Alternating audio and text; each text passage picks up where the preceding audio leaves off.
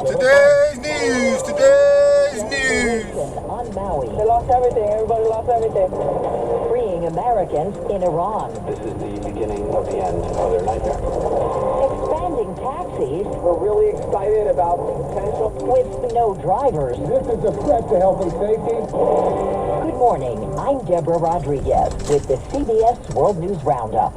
Desperation is growing on the Hawaiian island of Maui, where at least 55 people have been killed and many are still missing, as fire crews brave treacherous conditions to contain the flames of wildfires that have destroyed hundreds of homes and businesses. What we saw was likely the largest natural disaster in Hawaii state history. Hawaii's Governor Josh Green, after surveying the damage, correspondent Jonathan Bigliotti is on Maui. 80% of the tourist town of Lahaina is gone. Entire blocks of homes and businesses wiped out. Some residents told us they never received official warnings. We kind of just figured it out on our own. Liza Tobias fled her home. Her father, Carlo Tobias, missing after he refused to leave Tuesday night. I wanted to force him to come with me. He was very hard-headed and he didn't want to come. Many who escaped the flames are now waiting for roads to reopen to see if their home survives. But others who've been trapped inside by those same road closures are running low on basics.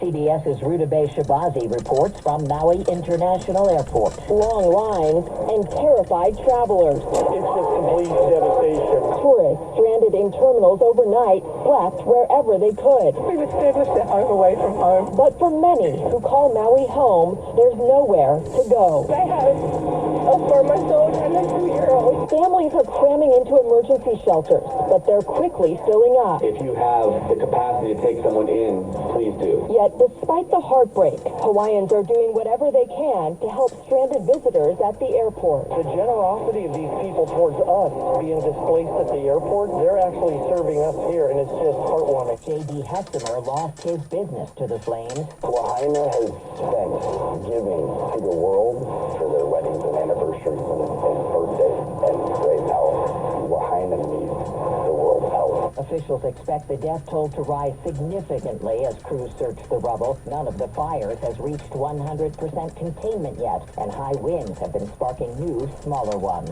Now to Iran, where a deal between Tehran and Washington is set to free several American citizens in exchange for releasing billions of dollars in blocked funds. Chief Foreign Affairs Correspondent Margaret Brennan. Secretary of State Antony Blinken said U.S. officials spoke with the 5 Americans. They're, needless to say, very happy to be out of prison.